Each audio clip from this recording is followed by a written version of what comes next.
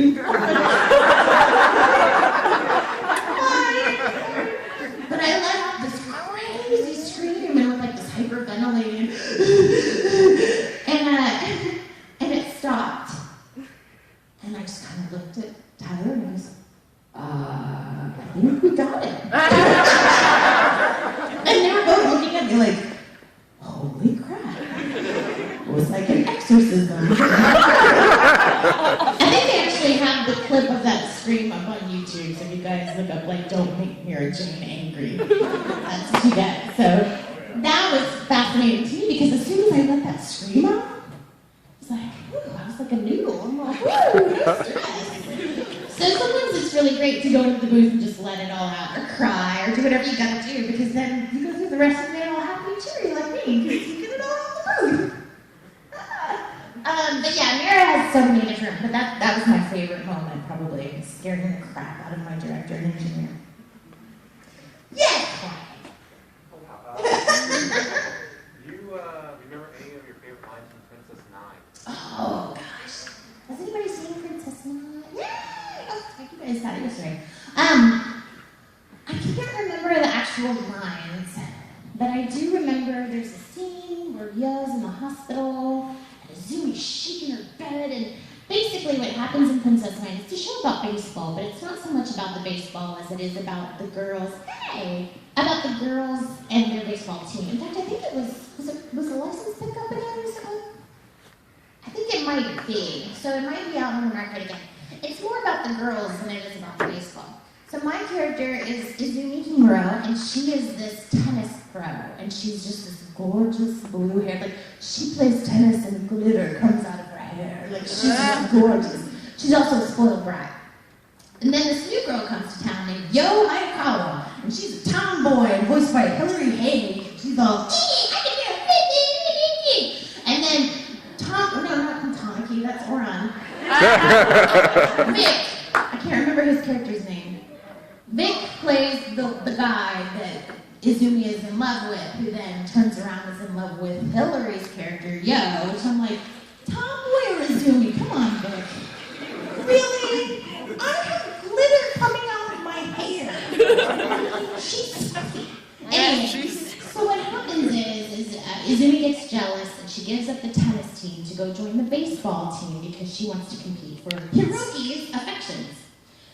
So what ends up happening is, over the course of the series, she becomes closer to Yo, not as a friend, but kind of because that's her enemy. And if her enemy disappears, she has nothing to fight for anymore. And as a spoiled child, a very determined woman, she's like, I am going to win, by all means. So I guess, in a technical sense, she would be considered the villain, but I kind of am one of those actors where nobody's ever a villain. They all have their very specific reasons to do things, and you just don't understand them. So it's really not you. But she had some really riveting moments where, like, the scene that I'm talking about, Yo ends up in a hospital, and Izumi goes to her bedside, and everybody else is like, oh, we need to be so careful because Yo's ill. And Izumi goes in there and she's like, don't die on me! And it's like shaking her and all this stuff. And as an actor, it was phenomenal because I had done Gostaraki and I'd done Generator Gall. And at the same time as I was working on Princess Nine, I was working on Excel Saga, which is totally different than Princess Nine. This is the first time I really got to be dramatic. And it's the first time that I really saw it as an acting experience. And so I love that show. It's one of my favorite. That was my first thing that you signed up back away. Wait a minute. You've been around for a while. I won't tell them how long because that would be bad. I got embarrassing pictures to show you afterwards. Oh, God. Somebody posted something on Twitter like, hey, look at this awesome photo.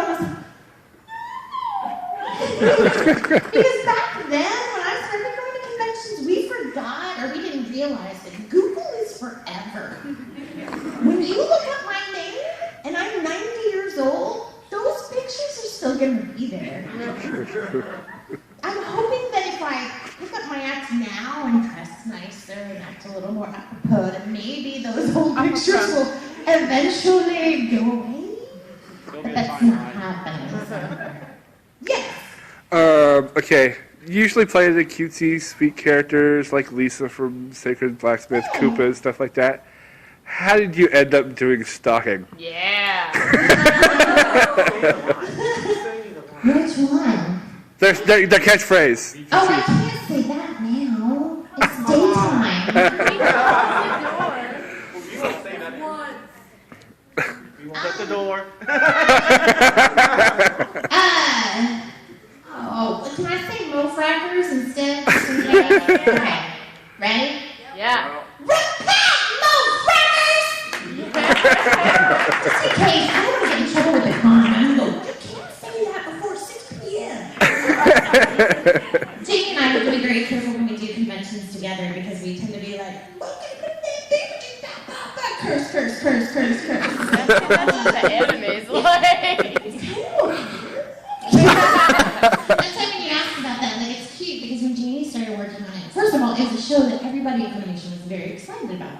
We get really excited, like with Soul Leader or Henry's Hunting, when there's different animation and everything's really cool and stylized, we get excited. Just because it looks different. And then that show is awesome because it's so crazy. Everybody's like, I want to be in that show. So I didn't pay much attention because I try to stay away from the hype because I don't want it to phase me in a way. But then Jamie was the one who did the script, so she started sending me text messages like, oh my god, this character is so you. Like, you don't even know. Like, I have you in mind whenever I'm writing this character. And I'm like, oh, that's so sweet of you. And then we were out drinking one night, and we took a picture of ourselves and sent it to Colleen, and wrote love, painting, and stalking, and all these things that you should not do as an aspiring actor. But things that you probably shouldn't do. So then when we went into audition, we happened to be auditioning at about the same time. And Zach Bolton comes out and he's like, why don't you guys audition together? You can do that? He's like, why not? Just ask Colleen. So we went in to talk to Colleen. Like, hey, since we're right after each other, do you think we could just audition together? She goes, all right. So we auditioned together, and apparently it went really well. But I do know that, Colleen was worried about casting us because we're all friends, and she didn't want it to look like this. But everybody evidently at Funimation was like, we already decided that it was the two of you. If it wasn't the two of you, it'd be really stupid. Sweet. And when I saw her, and when I started working on her, it all made sense to me because I was like, she is really pale, maybe a little gothy, curses like a sailor, loves sweets, hides her nasty side with a cute little smile and a wink. I was like, oh, that's me. Only I'm not quite that dirty. Not quite. But yeah, it was a lot of fun. I would go in there with my cupcake and record and stuff my face in between takes. I probably gained like 30 pounds in that show. I haven't lost yet. Because once you're allowed to eat cupcakes, you just continue to eat cupcakes. It's really hard to stop. I have a problem. Cupcakes and that harvest mix that's out right now with the little mellow cream pumpkins and stuff. It's a problem, guys. I can't wait till they go away. My clothes can't wait till they go away. I'm like, I gotta stop eating sugar. But yeah, she was so much fun. I really enjoyed it. I lucked out, and maybe it's because of the weird voice, maybe it's because of my not being embarrassed by anything and my ability to look like an idiot whenever and not care, but I get some of the coolest roles. Like, I'm not always the lead character, but that's okay because the lead character isn't always the coolest role, right? Sometimes they're pretty boring, actually. And yeah, I get to play all the quirky psychopaths and panty and stalking. I get to play stalking the crazy one. I mean, like Shiro and Dead Man Wonderland. Sometimes I get to do like the really crazy characters in this one. Who else had a question? Yes. My question is with Black Butler and everything. Yeah. The whole entire question for this is probably about the biggest fault I know in anime.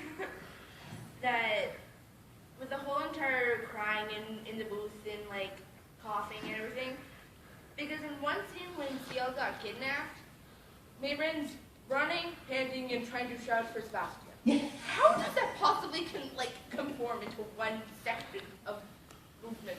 It's really hard, and that's where I tell people that like kind of acting it out as much as you possibly can is the best way to go about it. I can't run one in the booth, because I would not be on the microphone anymore, and that's kind of important. But what you can't do is make the motion.